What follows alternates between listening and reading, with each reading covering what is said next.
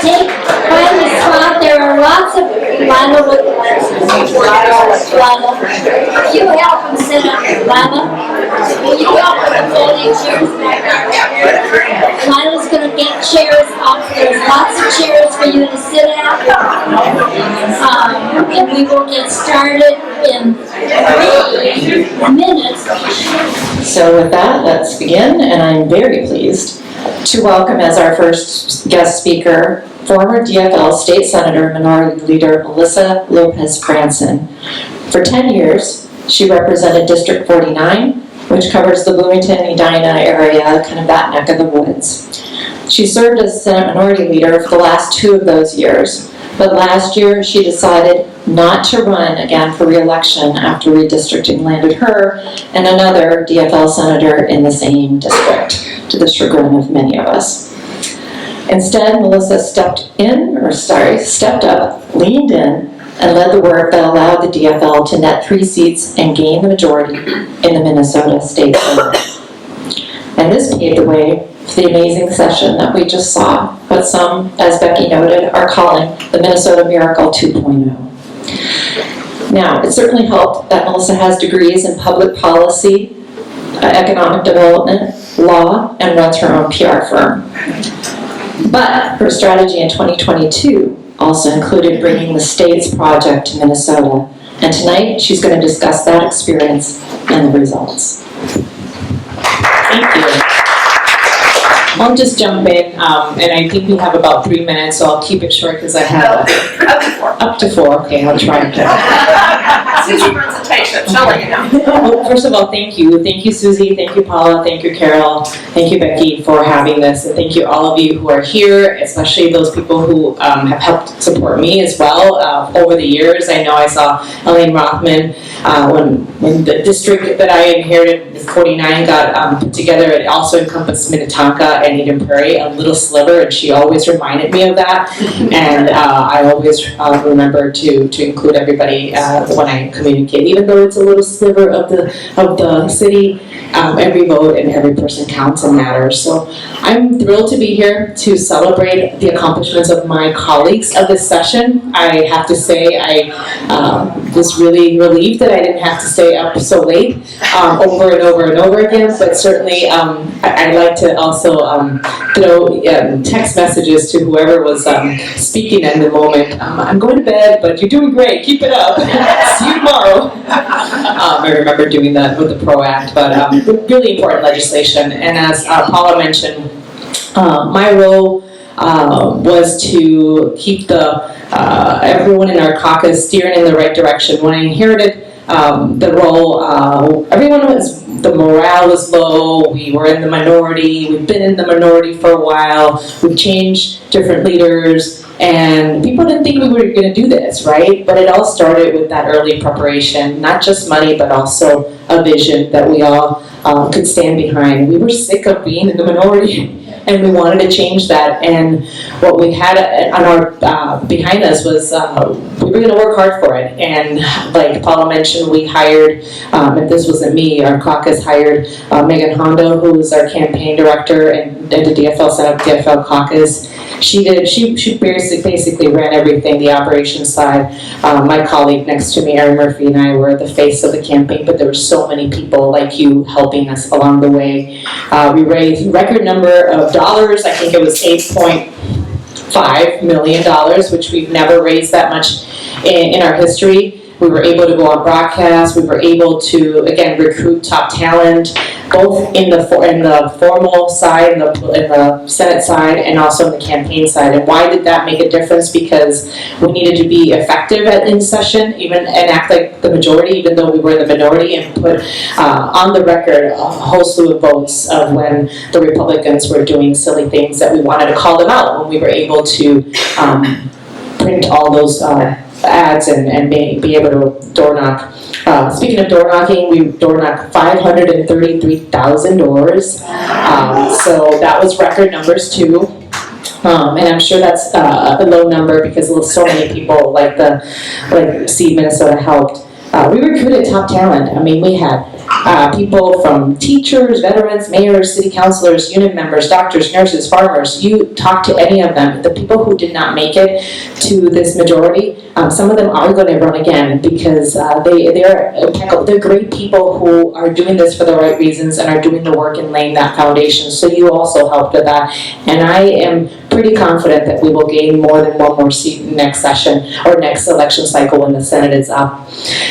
23 full-time staffers. We staffed up. We staffed before anybody else was recruiting. We were grabbing the best top talent all over the state. And again, we won by 1 seat. And that was around 3 o'clock in the morning when Greg Hauschald's numbers kept trickling in, and we were just, I think all of us were rubbing his lawn sign, just like, come on, make it, make it, make it.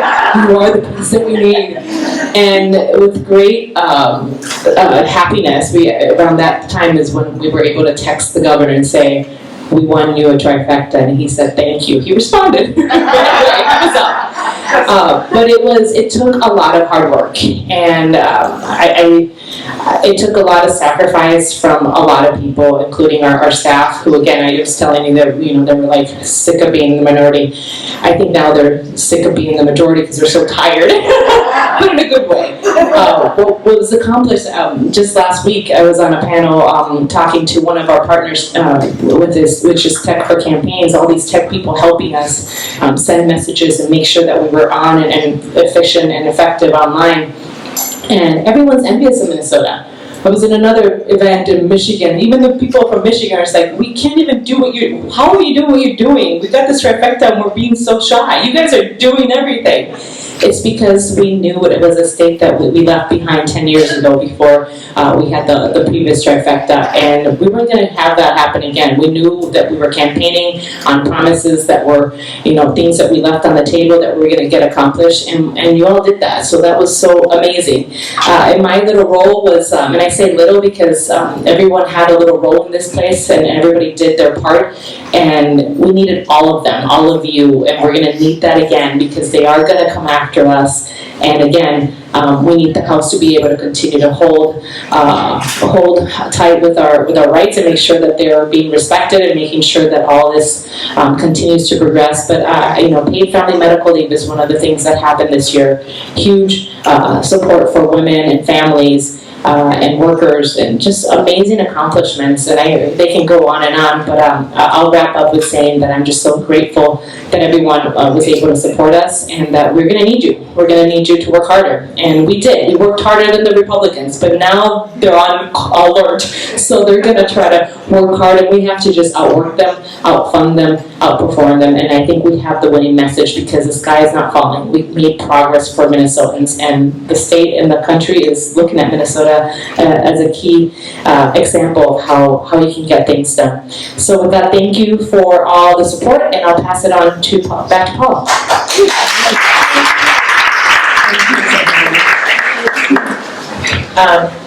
Also for your remarks, but also a special thanks from our giving circle for your generous support and encouragement of CDMN. The Senator recorded, actually twice, for us a video for our first information sessions, and I think we might have it here. If not, we will send that out as a little throwback to the past after the event. So our next speaker is Senator Erin Murphy, who needs no introduction for many of us. She's the Assistant Majority Leader of the Minnesota Senate, and she represents District 64 in St. Paul that covers several absolutely lovely neighborhoods that I used to live in. Before coming to the Senate, Erin served in the Minnesota House of Representatives for 12 years, 2 of those years as a Majority Leader. She's a registered nurse, teaches at St. Catherine University, I always want to say College of St. Catherine, and is both beloved and highly respected as someone who cares and goes to bat for Minnesotans. Senator Murphy also worked along with Senator Lopez Franzen with the state's project in 2022, and she's going to say a few words about that as well as about the state legislative session in general.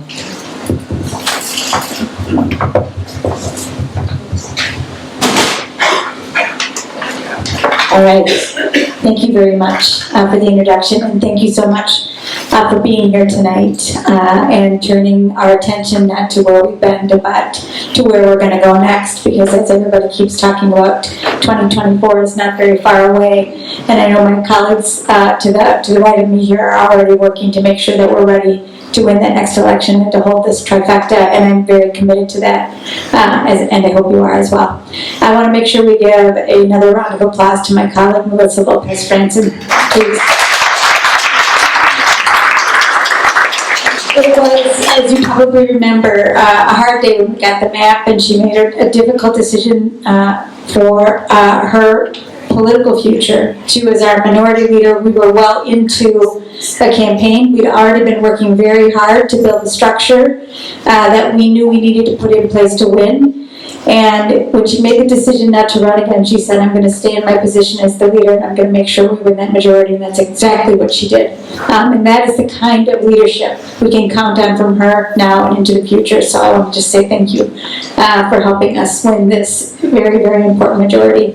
I also want to thank everybody here for everything that you did in the early contributions to the effort through CDMN and the States Project. The States Project was an important partner for us in this campaign. They did end up contributing significantly, both in their treasure and their talent and their advice, and they continue to be partners for us here in the state of Minnesota, and I hope we can continue to count on them. But their attention may not have turned to us had it not been for you. And just like you, people who decided to run for office in the last cycle decided they were going to engage in this last election because they were concerned about the state of our country, whether it was the attack on our democracy, the attack on our freedoms and our rights, the gridlock that was leaving Minnesota behind. There were a lot of really talented people who ran for the legislature, both the House and the Senate, many who got elected, some who didn't, who were also incredibly talented. And across the state, we were sharing an important message about making progress and meeting this moment for the people of Minnesota. And Minnesotans, in the end, they chose us. And it was, I'm down by the skin of our teeth, election. But a majority is a majority. And what we learned 10 years ago, right, is that you can't really judge what the next election is going to be like. So you should do the work that Minnesotans sent you to do. You should do the work that you said you were going to do. And what we did in preparation for the time when we would finally get the power again, and you probably hear everybody talk about this, for the last 6 years, both the House and the Senate with the administration have been working inside the Capitol with colleagues outside the Capitol with something called the Minnesota Values Project. And over 6 years' time, beginning in 2017, first in the House and then in the Senate, we worked to build consensus around an agenda that we would move when we had the power to do it. When we won that trifecta a decade ago, the first narrative that came out about the Democrats have power in the House and the Senate, but the governor means they're going to overreach. And that really seeped in. People started, legislators, especially new legislators, what does that mean? And it set us on a course of thinking about how to do our jobs as elected officials, but also with an eye on winning the next election. And I think we should all be honest, right? I am thinking about what we're going to do to hold on to power in this next election, because I believe in what we can do together. But when you put the next election ahead of what we said we would do for the people of Minnesota, Minnesotans lose faith in us. And I knew we weren't going to do that again, and others agreed we weren't going to do that again. And so there was a very concerted effort over 6 years' time to build an agenda that had a lot of support from Minnesotans, and a lot of what we did was that agenda, and we were able to do it because we were ready. And we were ready because we campaigned on so many of these issues across the state of Minnesota, including things like paid family leave and early childhood education, and a real strong bill on climate and climate justice, which I'm so excited about. And there's no better word, I think, than satisfied, gratified, fulfilled.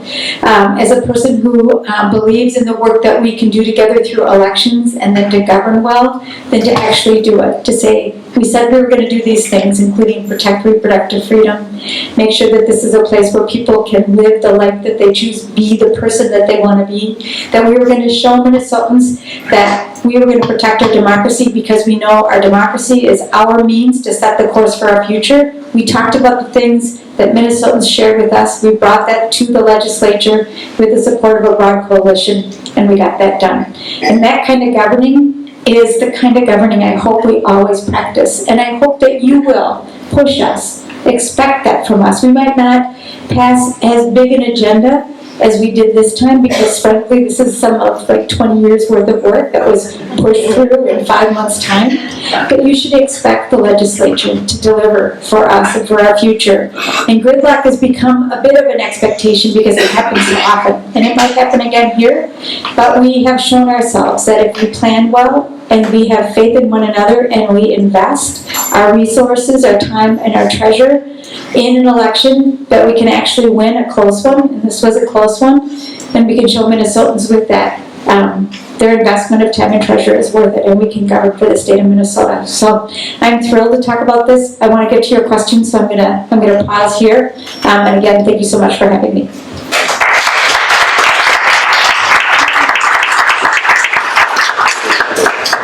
Thank you, Senator Murphy. Incredibly inspiring, and that's why I really think that your LinkedIn description is so apt.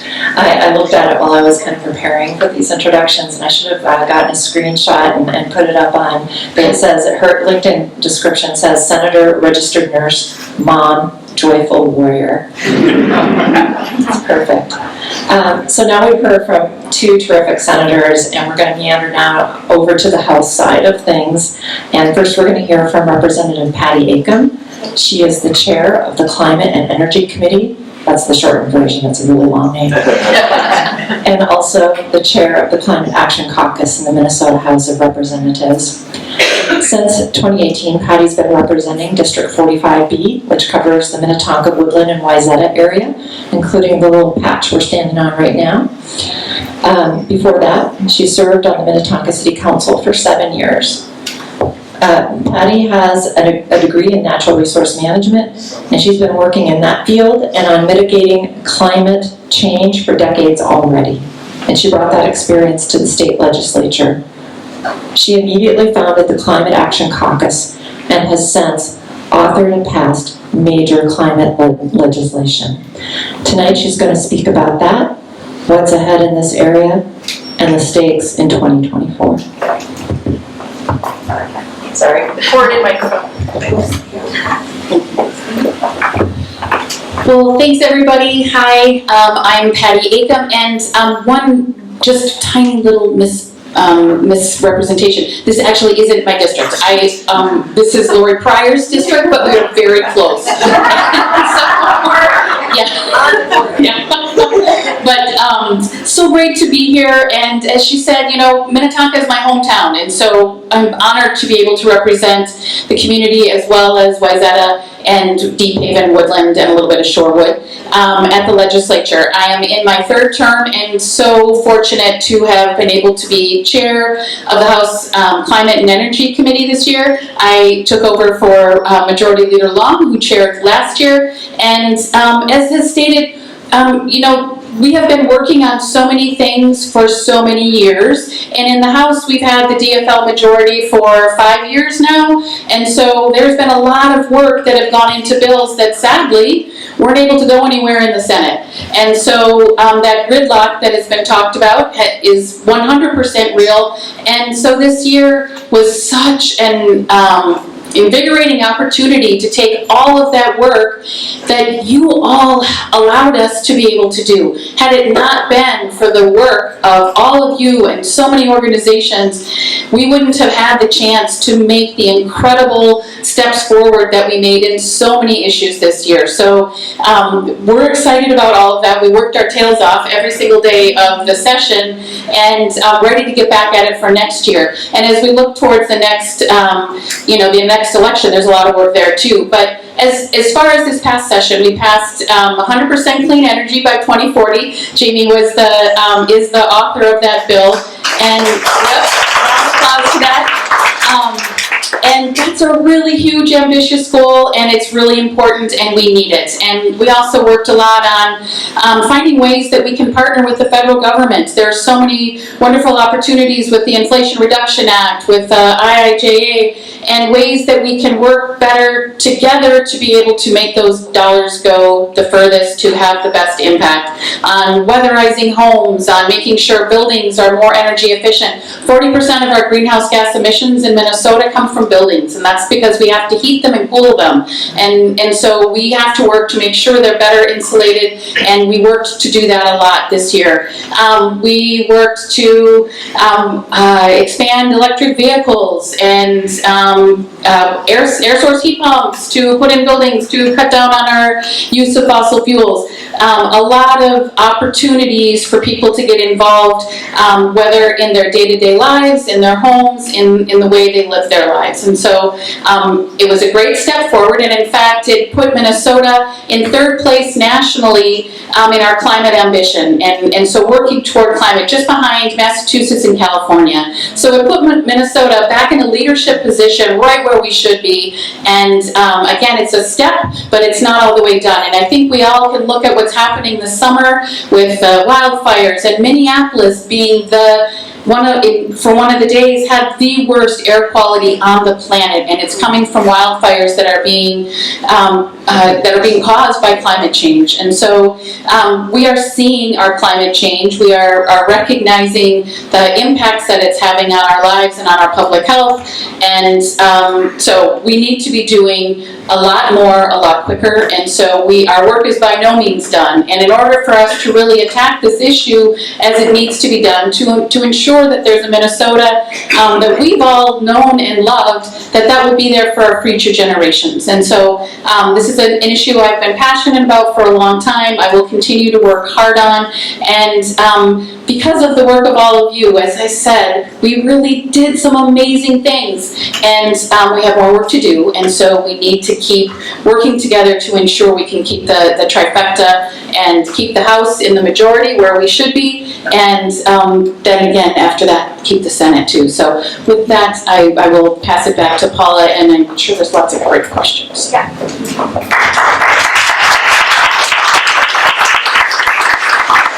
Thank you, Patty, and sorry about the miscue. Oh, no. It's all good. It's all one big happy family. That's right. So our final speaker is DFL House Majority Leader Jamie Long, and he was first elected in 2018. He represents District 61B, which covers South Minneapolis. Let's hear it for South Minneapolis. Anybody here? He's also the creator, and I should have done a slide, of the now famous whiteboard image that's been on national media over the past few months. On that whiteboard, for those of you who have seen it, is a wish list, or a laundry list more like, of the critical bills that DFL House leaders wanted to pass during this past session in the hugely diverse areas that we've talked about this evening. Some have been unable to pass for years because of divided government. But this year, as we've discussed, we have the trifecta, and nearly all of that legislation passed, in part thanks to a lot of cat wrangling by folks like Jamie. He has a law degree from GW University, and he also worked as Deputy Chief of Staff for then Congressman Keith Ellison, and also for Senator Sheldon Whitehouse. So he has a little bit of background in getting stuff done. Tonight, Representative Long will tell us what it was like to be House Majority Leader in 2023, the stakes in 24, and also House plans for working with the state's project over the coming years.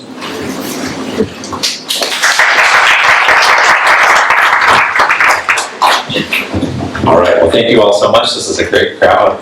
Thank you for spending your evening with us, talking about the good work we did and what we have left to do. So in terms of how we got here and what we were able to get done, I think Senator Murphy talked a little bit about the planning that went into this. This was not an accidental achievement that we were able to get this amount of work done in 5 months. So Patty and I came in together 5 years ago, and at that time we flipped the House to DFL control. We unfortunately didn't flip the Senate that time, and so we, in the House and the Senate, all wanted to do the planning because we believed in ourselves. We knew that that was not going to be the status quo forever, and so we did the hard work of trying to figure out, well, how could we be ready? What would ready look like? And we actually did our homework and went and talked to other states and asked them, states that had flipped the trifecta recently, and said, well, what did you find that you needed to do? And the things we heard were that, one, most of them weren't ready. You know, you always think about the campaign, but you don't necessarily think about the governing afterwards and being ready for that. And then the second was that they weren't aligned. So there were often divides between the House, the Senate, and the governor, between inside partners and outside partners. So we thought, well, we can fix those two things, right? We can do the work ahead of time to make sure that we have good alignment and to make sure that we're ready to maximize the time when that comes. And we also heard, I think, from those who were around in the 2013-14 session, some disappointment. That was the only trifecta that we had in the past 30 years, other than this one. And a lot of amazing work got done that session, but what we heard from, I wasn't there then, but what we heard from folks who were was mainly that the biggest things they regretted was not what they got done, but what they didn't get done. And so we did the work those last two sessions to actually come up with a shared vision and an agenda that we passed each time. And I like a phrase that I borrowed from Oregon, which is run, govern, run. So we wanted to run on a vision for what we wanted to tell Minnesotans we could do for them, and then govern by passing that vision, and then run on passing it. Sounds pretty simple, but it doesn't always work that way, right? You tend to sometimes look to polls to figure out what you want to say, or run on a message that you think is politically salient, but not govern on it. But we wanted to be truthful and aligned with what we were telling Minnesotans.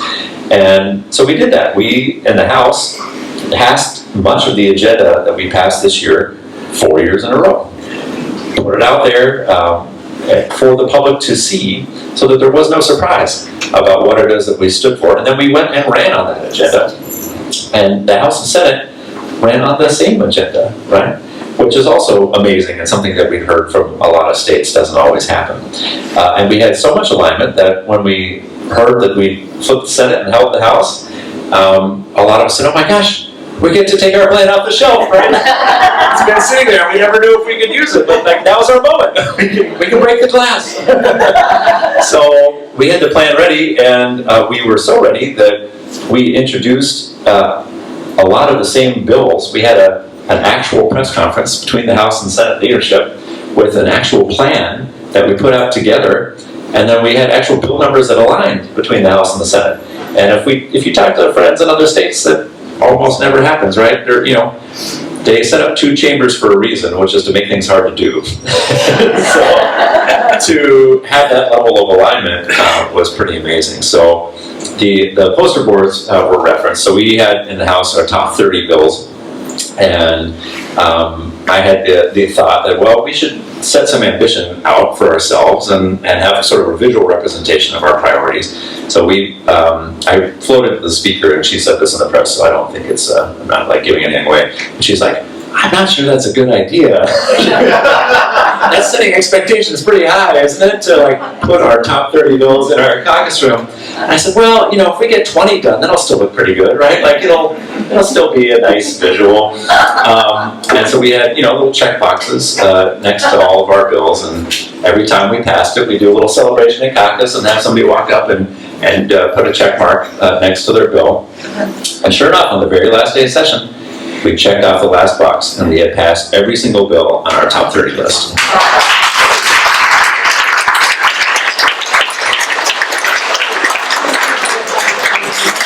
So exceeded our own expectations about what we could get done in our first year, but it was only because of that hard work and that alignment and the close work that the Senate and the House were able to do together, and the governor, that led us to be able to have those huge achievements. And those are nation-leading achievements. Patty talked about the 100% clean energy bill. That is a top 5 standard in the country, and with all of our energy combined, we're a top 3 state in the country.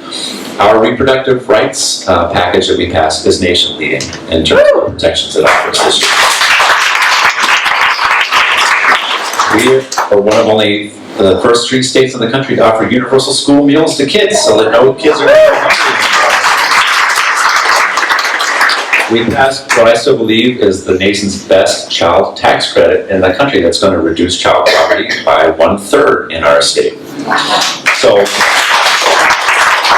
we're getting noticed. And for those who get the Washington Post, a certain columnist, E.J. Dionne, talked about the Minnesota Miracle, talked about all the amazing work that we did here in the state.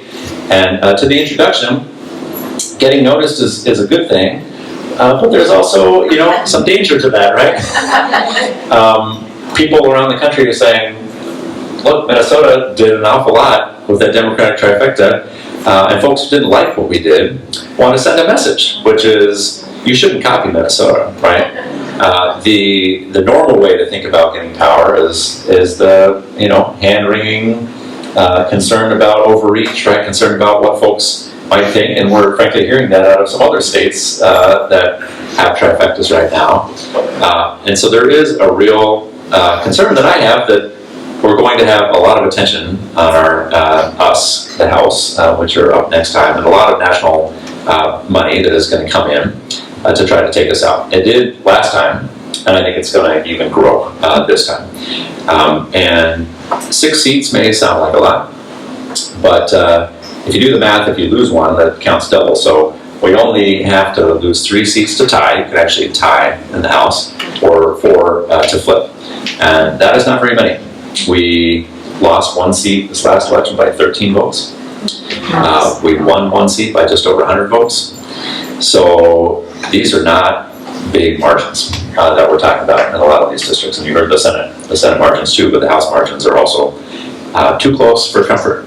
So that is why we need all of you to be doing the amazing work that you are doing. And the States Project was an enormous help in the House as well as the Senate. They were great partners with both of us.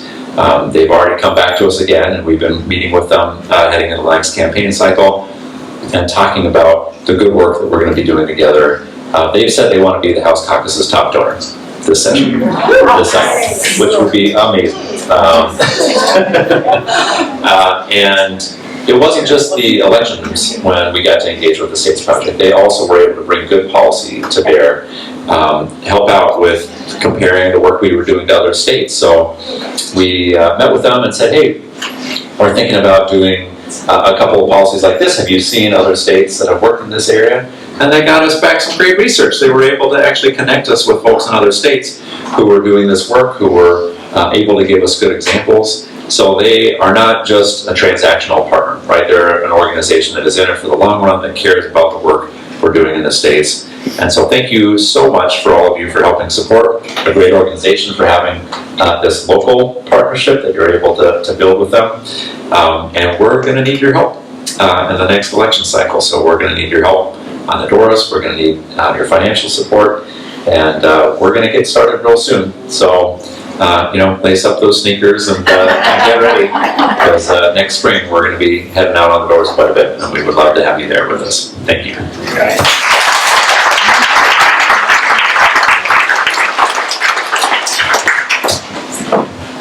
All right, Susie's giving me the side eye. Trying to get there in here. But first I want to say our 4 speakers here tonight are really a microcosm of the extremely bright and talented group of DFLers that we have in the Minnesota State Legislature. It can be really easy for us to forget that these folks sacrifice greatly in terms of their personal time, their family time, sometimes even their income. So let's have a round of applause for all of them together collectively. Thank you for being here.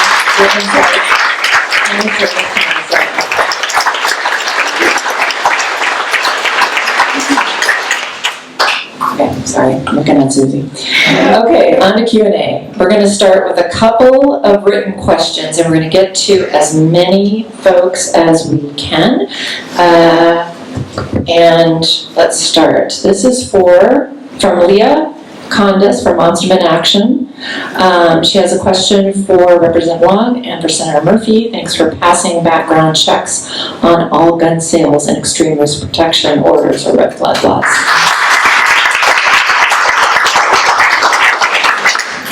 Any thoughts on what's next for gun violence prevention? Who wants this?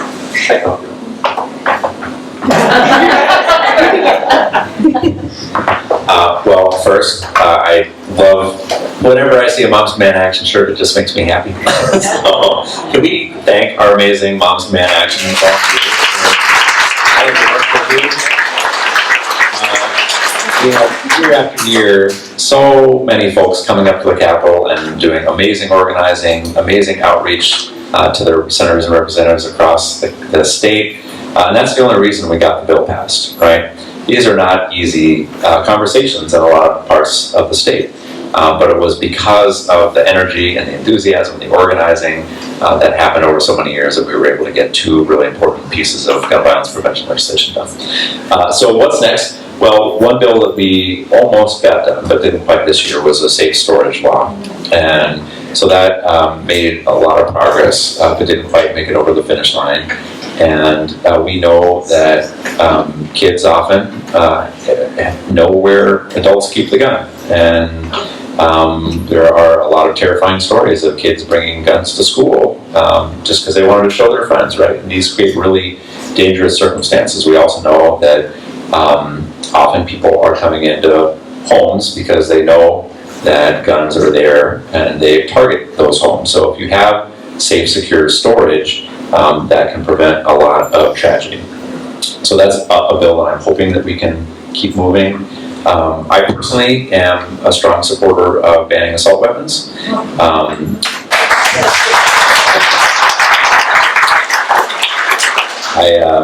When I was a baby policy aide back in Washington, D.C., I worked in law school for Senator Dianne Feinstein, who was the original author of the assault weapons ban, and I worked for her when we were trying to reauthorize it. It expired after 10 years, and we weren't able to get it done, unfortunately, so it lapsed at the federal level.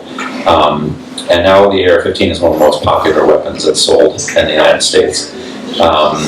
And so we are just seeing proliferation of assault weapons, which are really designed for war. They're not designed for hunting. They're not designed for any real recreational use. So I don't believe that's appropriate. Those are harder conversations, if I'm being honest, about what the next steps are. There's real divides in the state around limiting gun ownership, but it's an important conversation to have.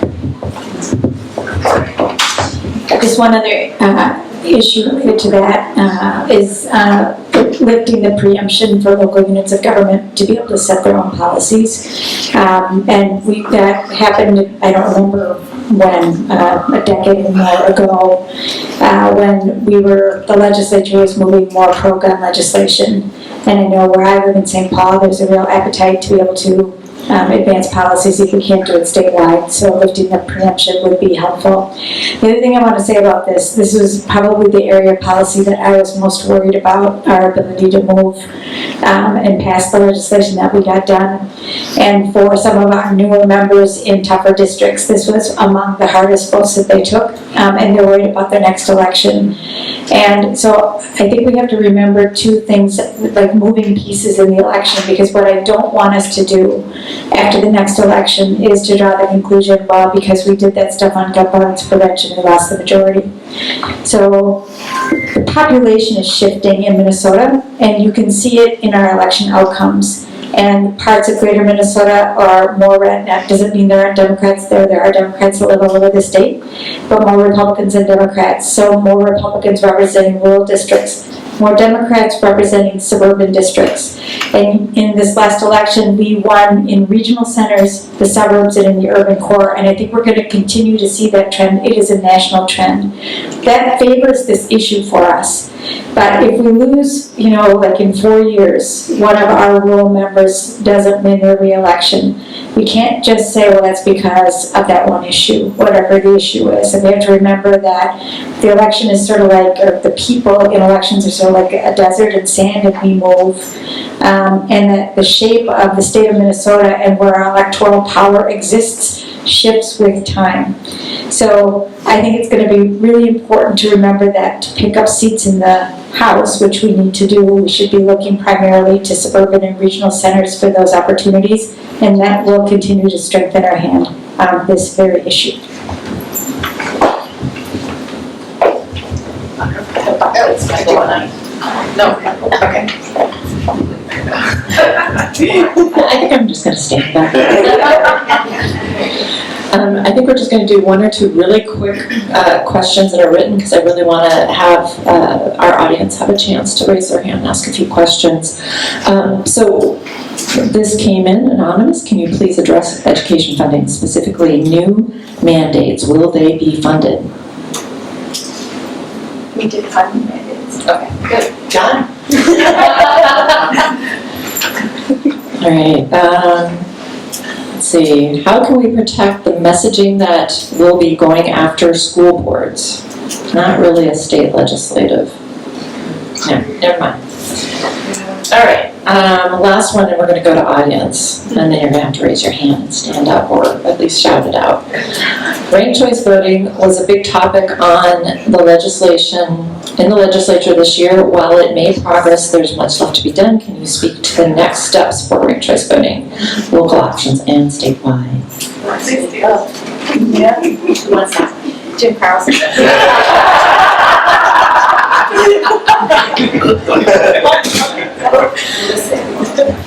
Senator Carlson, who's sitting up right here in the front, is the chair of the Elections Committee in the Senate, and he and that committee fought valiantly for ranked choice voting.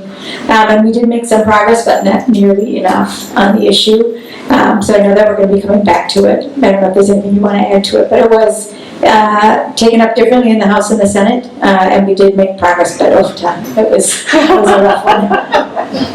Thank you, Jim Carlson. So I'm not in the legislature anymore, but I am on the Fair Vote Board. So a big issue, I really didn't dress with that in mind, but we are dressed in Fair Vote colors. But anyway, so it's a very popular issue at the local level. So I would hope that my colleagues really fight hard now that you have 30 bills out of your way, that we can work towards at least starting there and seeing the popularity at the local level and beyond. Senator Carlson, would you care to stand up? I mean, since you had so much to do with this, let's give a little round of applause.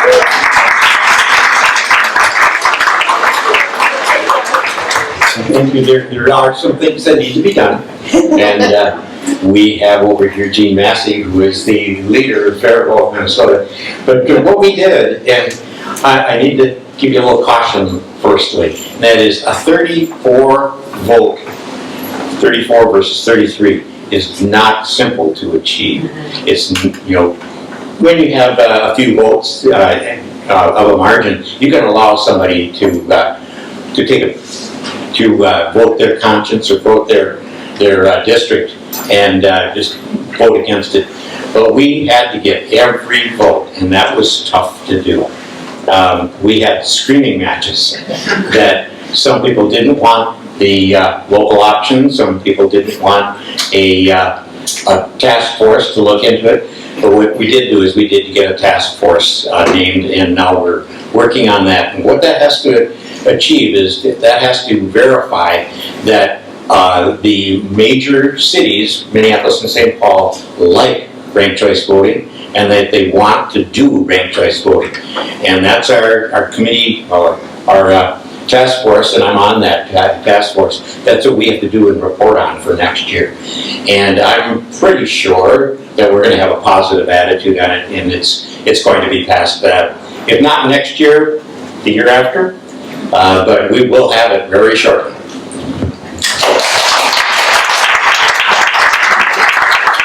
I do want to say, you know, if you want to try it out, just go get those sample cocktails. Thank you. Thank you, Senator, very much. And yes, if you haven't already, and I hope everybody has at this point, is ranked choice vote your favorite mocktail, please, or your first, second, and third. All right, thank you. Now, I'd like to, we're running out of time, and Susie's going to elbow me in the ribs in a second. So I want to get to audience questions. Anybody have anything that they want to do? Don't be shy. Anything they want to ask?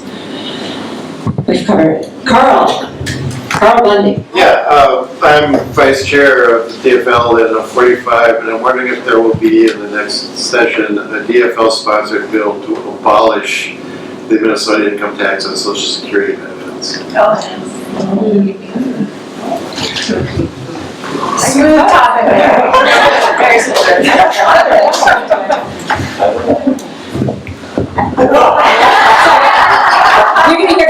how does it think?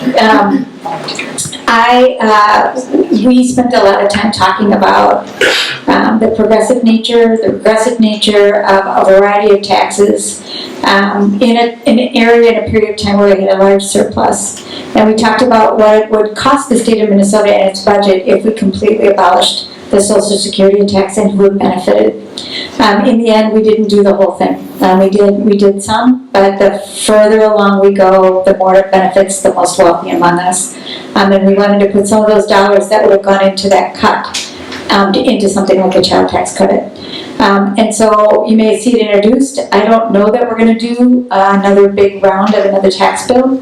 And if we did, I know there are a number of our members, first-term members in particular, who really wanted us to get that done. I'm not sure that we will next session. Here, I'll take it down here. All right.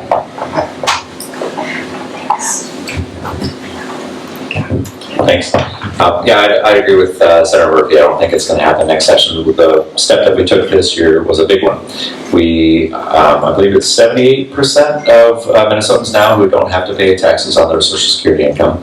So that was a big step from where it was before, which was around 45 to 50%. And so we did exempt a significant number more Minnesotans from paying taxes on their Social Security. But as you can imagine, the most expensive part is that last 22%.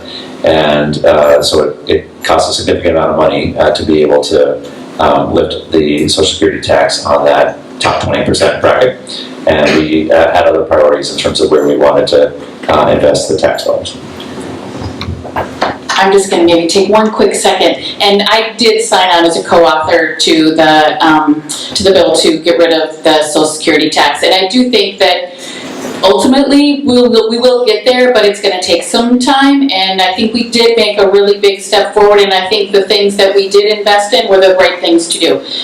We aren't done, and this is all a process and not just a one-time at bat, and so I think it will continue to come up, and it is an important issue, and I certainly hear about it a lot in my district, Carl, my constituent, so.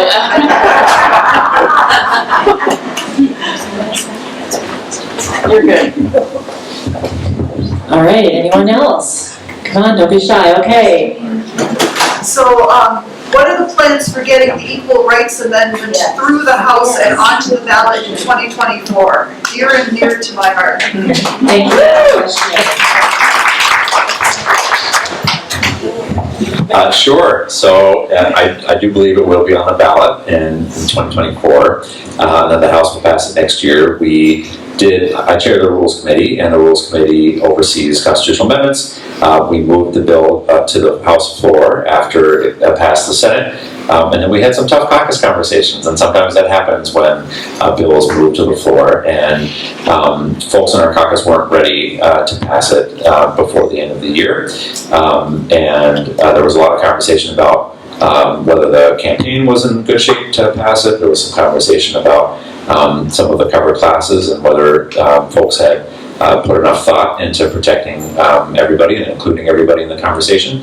And I've been in near weekly meetings since session wrapped up on trying to make sure we are doing that good work, and I feel really good about the conversations we're having right now. I in some ways wish we'd have had them a few months ago. It might have gotten us to a point where we could have passed it, but passing it in May versus passing it next year, it'll be on the same ballot, and I think we're having the right conversations to make sure we get to a good place. All right, I'm being told we have time for one more question. All right, is that Jen Lindner? Hi, Jen. All right. It's really, you were very, very ready for this session, and it obviously worked out really, really well. I want to know if you're getting ready for the future and what kinds of issues, if you are you trying to get alignment on and working on the same kind of way that you worked with such success in the session. Right, there you go. It's a great question, and yes, we are doing that work, and are engaged through the Minnesota Values Project, which is our place where we are able to sort of work together with the House and Senate and outside partners to look at what that shared agenda will be. There is unfinished work for next year too. There are things that we weren't able to get done this year I'll give one example, and I'm sure my colleagues have others, but I carried a public option bill to allow folks to buy into Minnesota Care, and that's going to be an avenue to allow a lot more folks to get more affordable healthcare options for themselves, particularly those who are on the individual market.